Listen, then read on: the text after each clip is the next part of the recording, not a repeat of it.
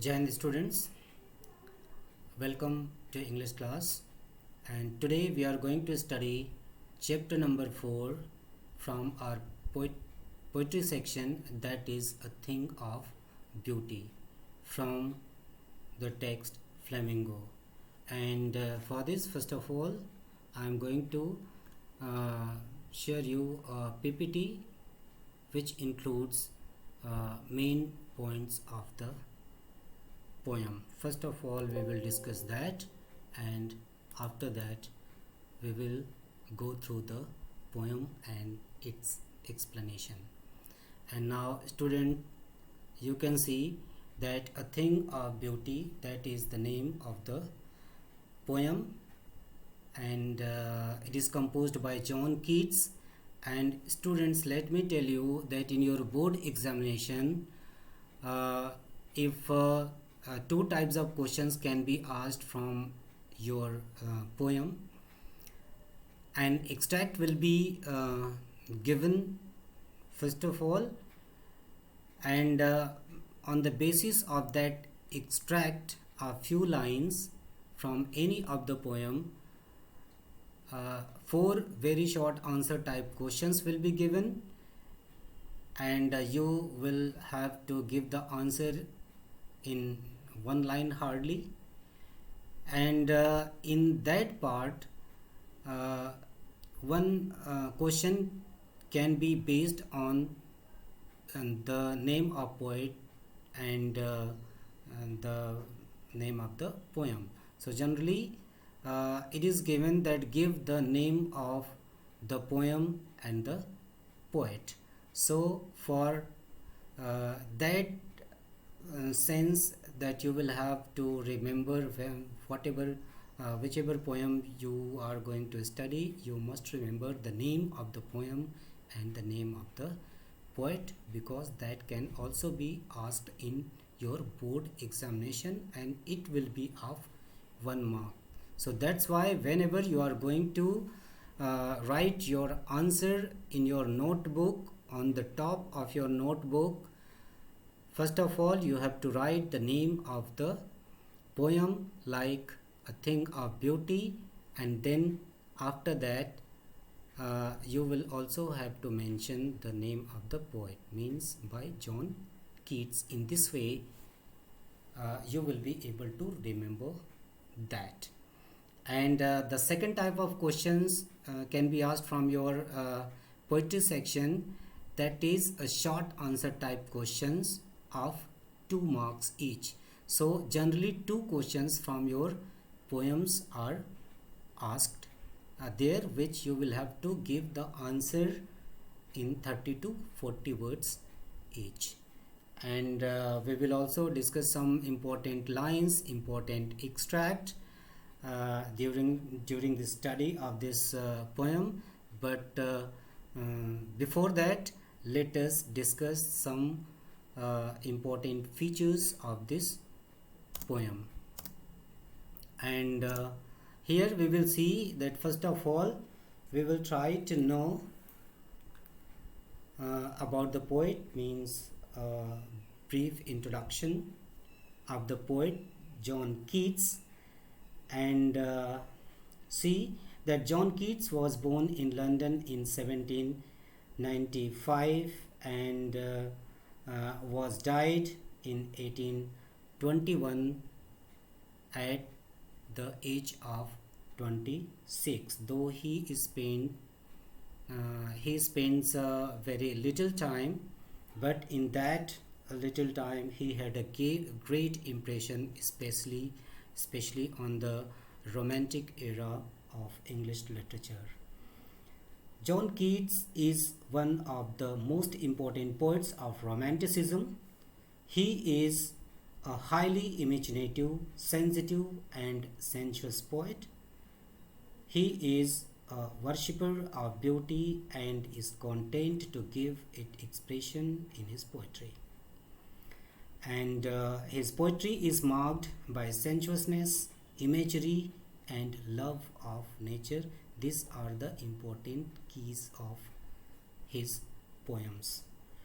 And this poem, A Thing of Beauty, is an extract from his longer poem Endymion, which is a poetic romance.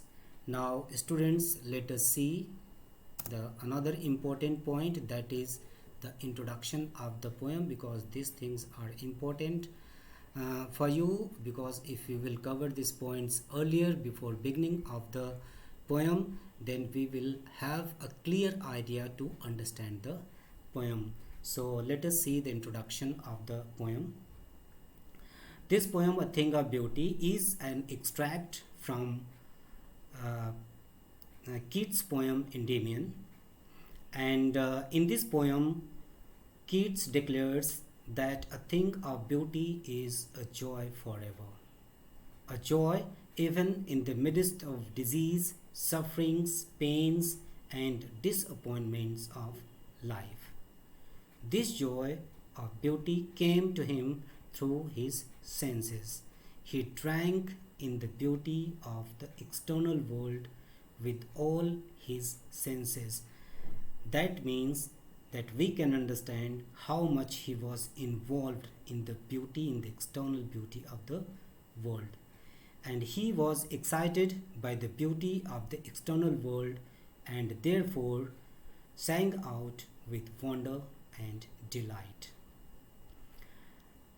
The daffodils, the reels, the musk rose, all are the objects of beauty and provide joy forever, which has been mentioned by the poet John Keats in this poem, A Thing of Beauty. The poem is in the form of run-on couplets. We should also know this. By using these couplets, Keats paints vivid world pictures. This poem abounds in words and epithets which evoke vivid pictures in our mind. Now, students, let us see another key point, that is the theme of the poem. And theme is important in all the poem, because without understanding the theme we will not be able to understand the core point of the poem.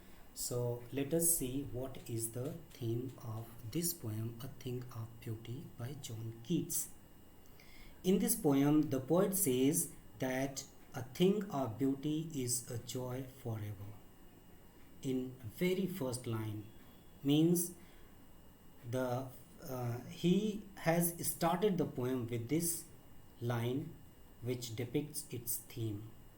A joy even in the midst of disease, sufferings, sadness, disappointments of life. The objects of beauty make a lasting impression on us and give us joy even when they are not present before our eyes, the poet believes. The joy that they give, that never fades into nothingness, but increases whenever they flash across our minds. And in this way that we can see the theme of the poem, which will help you to understand the poem in a better way. Now let us see the next point, that is poetic devices or figure of speech which has been used by the poem John Keats in this poem, A Thing of Beauty. And here we see that poet has used some of the poetical devices very beautifully and very impressively. That is, first of all, we see the use of metaphor that he has used frequently in the poem A Thing of Beauty, figure of speech metaphor, and like bower quiet, which refers to the quiet shady part of a garden, And sweet dreams, he also mentioned the sweet dreams as a metaphor, which means the happy dreams. Wreathing a flowery band, which connects to the nature. Pall, a covering like uh, shroud and all. And the most important metaphor which the poet has used, which has already been asked in board examination, that is, we can see in the last line, that appears in the last line of the poem, that is endless fountain of immortal drink. Remember students, you will have to remember this endless fountain of immortal drink, where that poet John Keats has compared the beautiful objects, beautiful natural objects which are present on the earth. He compares these beautiful objects with the nectar in the heaven, immortal drink. Uh, so that point we will discuss while I will give the explanation of the poem. We will see that point. And next poetic device which the poet has used, that is the alliteration, and some of the examples of alliteration which we can see in the poem, that is noble natures, cooling covered, band to bind, etc. These are the examples of alliteration. Another poetical device which has been used impressively in the poem, that is imagery. And the poet John Keats has used the imagery very beautifully in the poem. Like some of the examples we can see, like flowery band, cherry boon, clear reels, daffodils in green world, endless fountain of an eternal drink. It is also used as imagery. In this way, whole poem is enriched with the poetical devices. And now students, let us move towards the another important point that that is always important for us, that is message. And here in this poem, the very first line contains the message. The John Keats, the great romantic poet, wants to convey the message right from the first line. And here poet was a worshipper of beauty, we can see from this poem.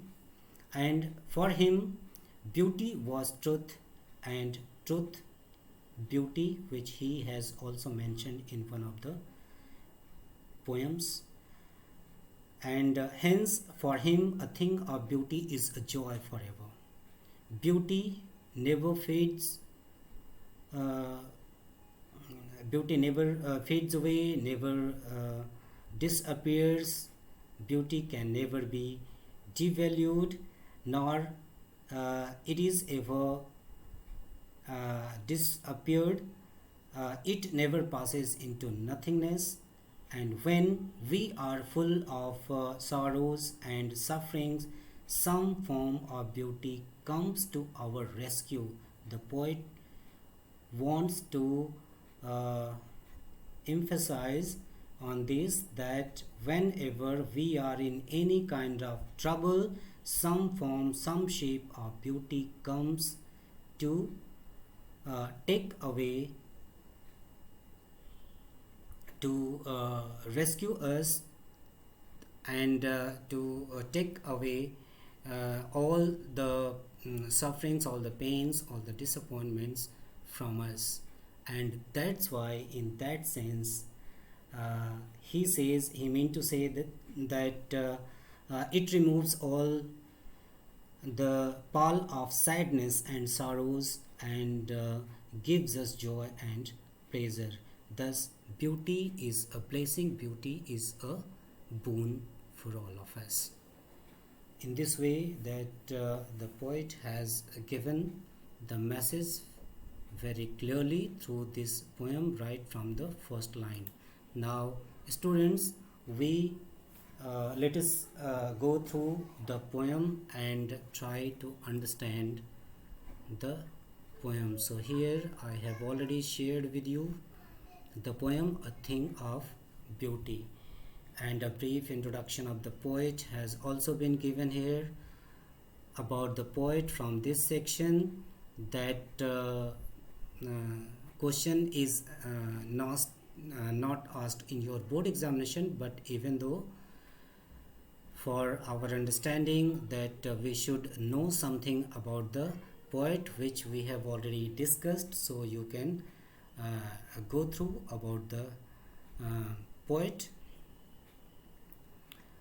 And now what is important for you from this line onwards, from here onwards, means it is also mentioned something about the background of this poem, A Thing of Beauty. So here let us see from here. The following is an excerpt from his poem Endymion, which is a poetic romance. The poem is based on a Greek legend in which Endymion, who is a beautiful young shepherd and poet who lived on Mount Latamus, and he had a vision of Cynthia, he had a dream of Cynthia, who was the moon goddess. And the enchanted youth, means the Endymion, the shepherd, who had been fascinated, enchanted by the moon goddess Cynthia, and he decided to seek her out, and so wandered away through the forest and down under the sea. And that is the reason of the creation of this, production of this poem. From there, this poem has been produced. Now let us see that what poet says through this poem. And now we can also see that before you read, what pleasure does a beautiful thing give us? Are beautiful thing worth treasuring? Definitely beautiful thing is worth treasuring. Now let us see the explanation of the poem.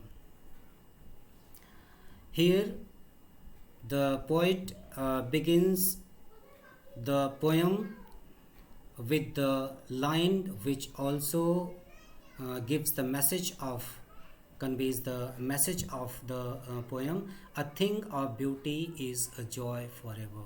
The poet John Keats conveys the message right from the very first line and says that a thing of beauty is a joy forever. Means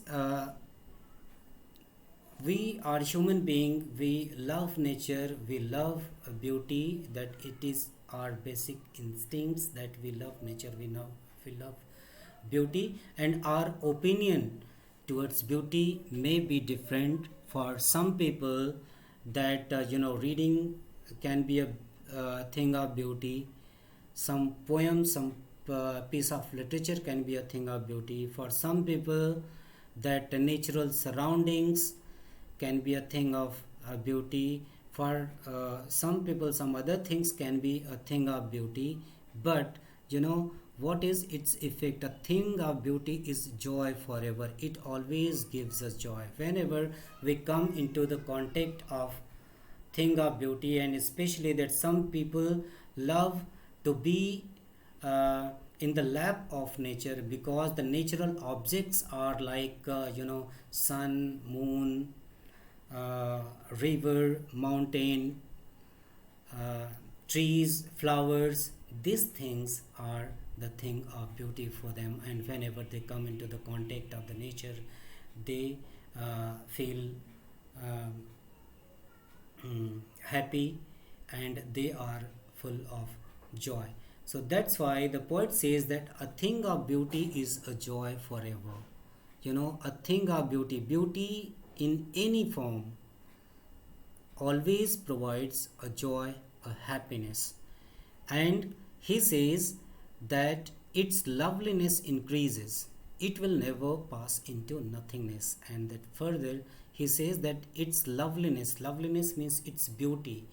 The beauty of a thing of beauty is always increased. It never decreases. It never devalued.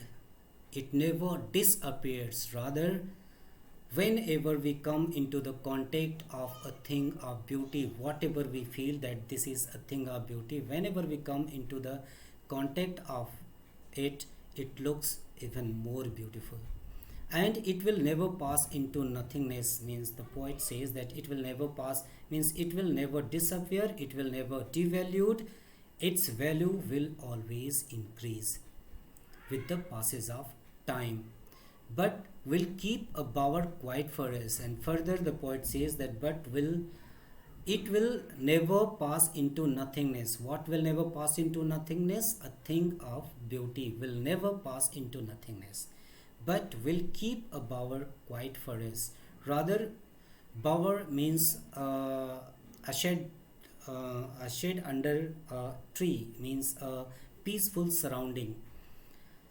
But will keep a bower quiet for us means it creates a beautiful surroundings among us, for us, and a sleep full of sweet dreams. And it also provides a sweet dreams, that happy dreams.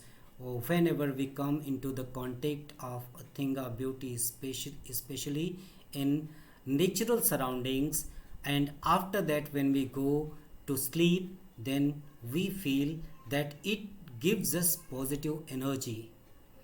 And it when we go to sleep, then we can also dream, we can also see the sweet dreams.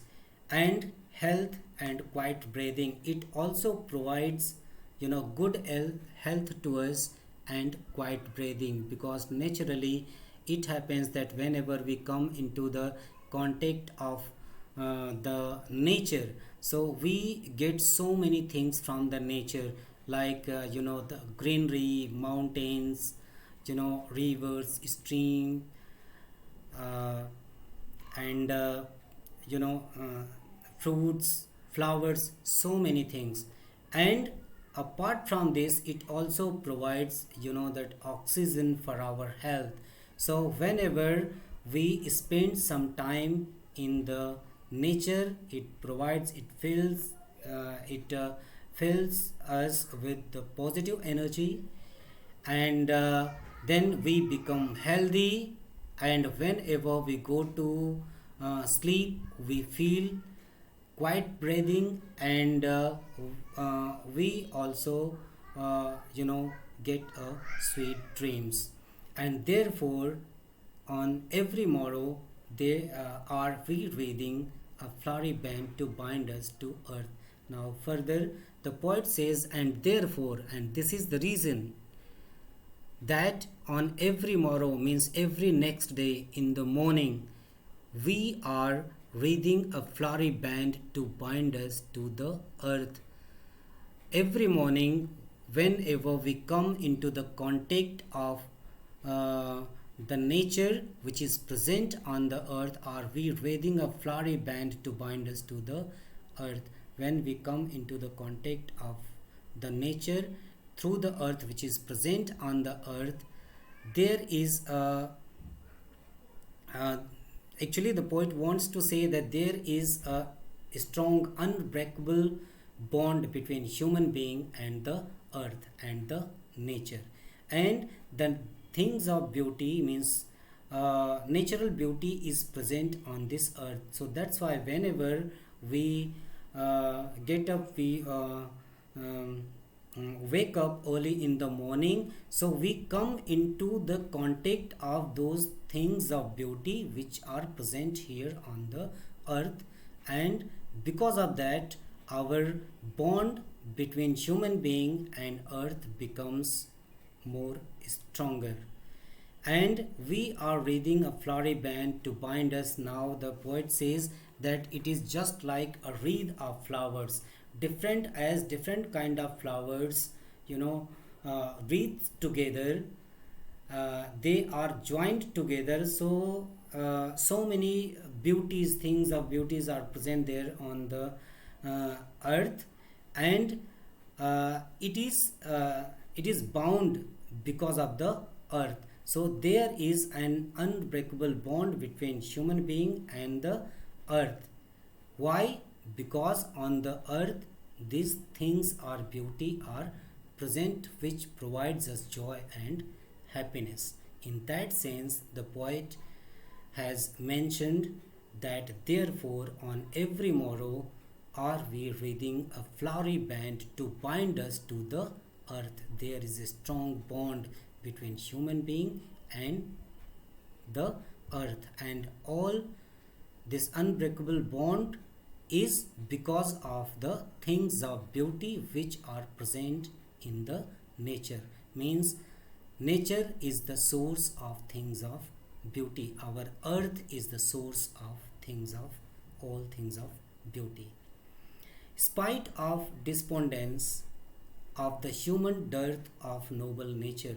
Now students, these three lines are also very important, because these three lines have already been asked in the board examination, in the sense that the negative things, some negative things has been mentioned here by the poet through these lines. Because of that we suffer, human being suffer, they feel pain, they are disappointed because of this. And what are those objects which provide negative things to the human being? These are mentioned here. Now see, spite of, the poet says that spite of despondence of the inhuman dearth of noble natures, that our we are human being, and all human being are, we all are surrounded not only by the happiness. Apart from the happiness, there are the there are some negative things are also present, and because of that we become unhappy, or we become gloomy, we become sad. Spite of despondence means disappointments, that there may be some reasons. Because of that sometimes we can't be happy every time, sometimes we are disappointed also. And despondence means disappointment. And why we are disappointed, why we are sad, why we are gloomy? Because of the inhuman dearth of noble nature. Because around us there are some people who are inhuman, their behavior is inhuman. Why their behavior becomes inhuman? Because of the dearth of noble nature, because they lack noble nature, they lack good qualities.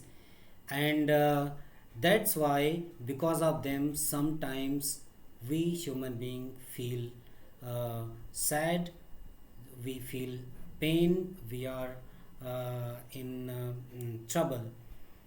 And of the gloomy days, and that's why our days become gloomy. Gloomy means our days become gloomy, gloomy means sad. Our days become sad means we become sad. In that case, that what happens of all the unhealthy and over darkened ways. And why we are sad, why we are gloomy? Because of all the unhealthy and over darkened ways. There might be so many reasons for that.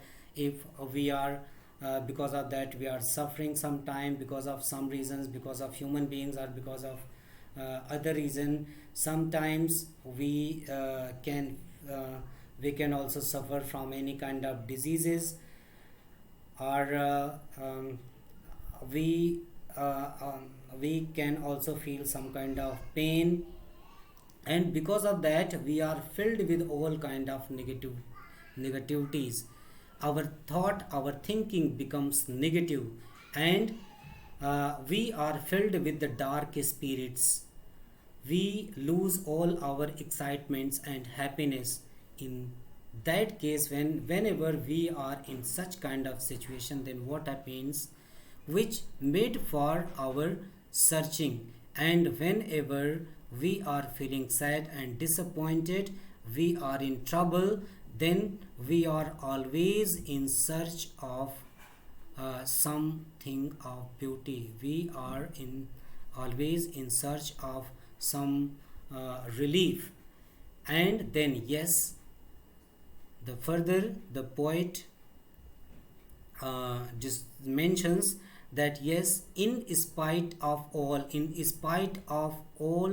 these unhealthy ways and dark spirits, because of that we are disappointed, we are sad, we are painful.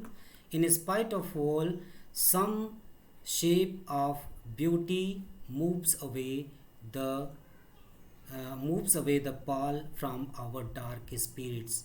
And whenever we are suffering, whenever we are in trouble, whenever we are in pain, whenever we are sad, then some shape of beauty, some forms of beauty moves away, help us to moves away the pall from uh, mm, the pall of suffering from our dark spirits.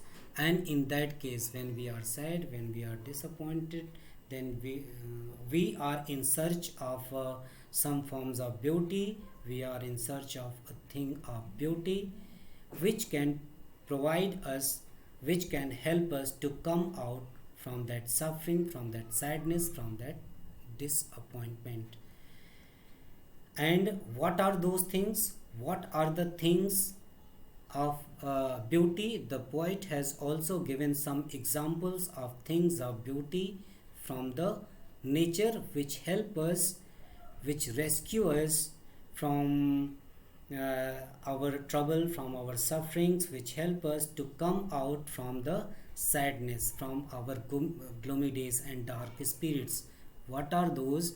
The poet said that such things of beauty are the sun, the moon, uh, trees old and young, sprouting a shady boon, sprouting a shady boon for simple sheep, and such are the daffodils with the green world they live in, and clear reels that for themselves a cooling cupboard make against the hot season.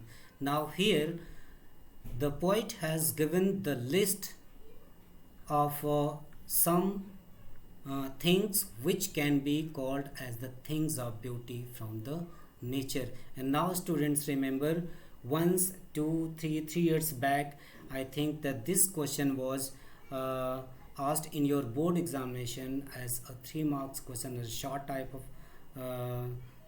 short answer type questions.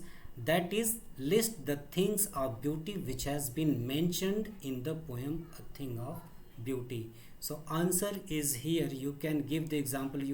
It is always better, instead of giving the example from outside of the text, it is always better to give the example from the text, from the poem which you study, and then there will be the better chance of getting better marks or full marks. So here that poet has given the list of the things of beauty which provides us joy and happiness forever, like such as the sun, the moon, old trees, young trees, sprouting shady moon.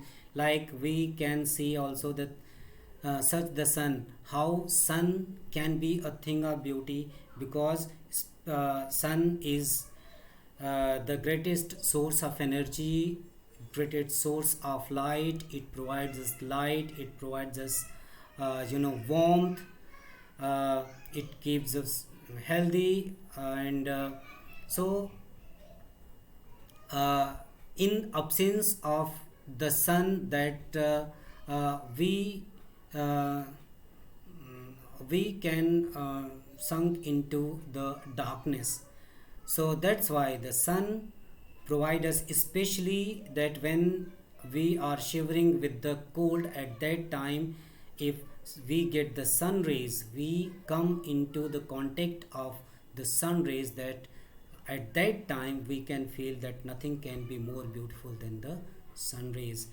The moon is always, we know, the moon is the symbol of beauty. uh, at night it does not provide a soothing light, rather it has a soothing effect on us, and we always feel happy, peaceful, and that mm, satisfaction we can get when we come into the contact of the moonlit night. Trees old and young. Now here the poet has mentioned both types of trees. Trees old and young. Both types of trees are the example of the things of beauty, because old tree, if they are unable to provide us fruits, then they provide us shade, they provide us greenery.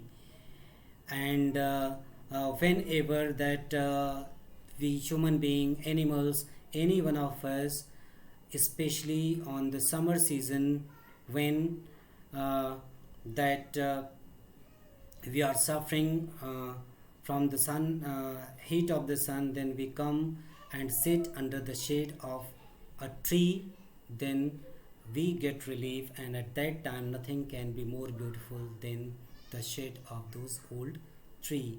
Young trees also, they provide us fruits, you know greenery, oxygen, so many things. Sprouting a shady boon for simple sheep, and they also provide a shelter, a shady shelter for the sheep, especially in the summer season. Then for them at that particular time, nothing can be more beautiful than the shade of the tree, which provides them happiness. And such are the daffodils with the green world, and some other examples also the poet has given here, which can be called as the things of beauty. Like such are the daffodils. Daffodils, a flower with the green world they live in, because where they bloom, so they create a green atmosphere. They bloom at the in the green atmosphere, because that their leaves are greens, and at that time when anybody passes through the way where daffodils are bloomed, then it attracts our attention, and whenever we look at the blooming daffodils, that provides us soothing effect to our eyes, and we feel energetic and happy. And the poet has given some other examples as well here. And clear reels that for themselves a cooling covert make against the hot season. Now see the students, that he has given the example that clear reels, small streams, small source of water, and clear reels that for themselves a cooling covert make. They create a cooling covert, shrubs around it when there is a small river, and on the side of the river we can see that some shrubs are grown, and that amount of water which are lying under the shade of those shrubs, they are cool even in the hot season, and themselves a cooling covert make against the hot season. And especially then at that time when this poem was written, so generally we did not have such a strong communication and convince convey so that people generally that cover their distance on foot, and whenever they feel thirsty they go and take this cool water which were under the cooling cupboard under the shops, and they drink it at that time. For them, or for a thirsty man in summer season, nothing can be more beautiful than this uh, cool water. In that sense, that uh, and the crystal clear water of the small river, small streams was is a thing of beauty. The mid forest brake, rich with a sprinkling of fair musk rose blooms. Now, the poet has given also another example of the things of beauty, that is the mid forest brake. When uh, we go through the forest, and generally that nobody likes that forest, because it becomes, going through the forest becomes, if we will have to cover the long, we have to cover long distance through the forest, it becomes monotonous. At that time, when we look at in the mid of the forest, when we look the break, that thickest shrubs which are grown in the mid of the forest, which are rich with the sprinkling of fair musk rose of rows of blue colors. They are scattered here and there, among the shrubs, and they bloomed. And when we look at, when we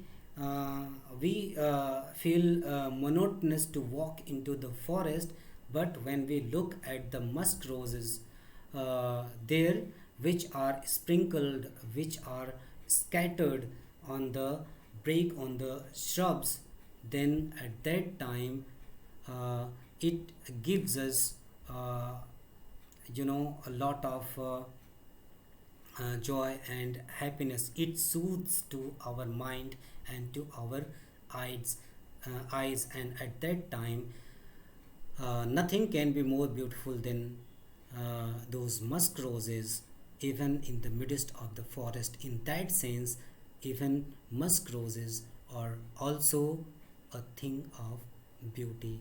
That's all, students, for today, and remaining part of the poem we will study the next day, and we will also discuss the textual questions and their answers. So, students, thank you for today, and have a nice day.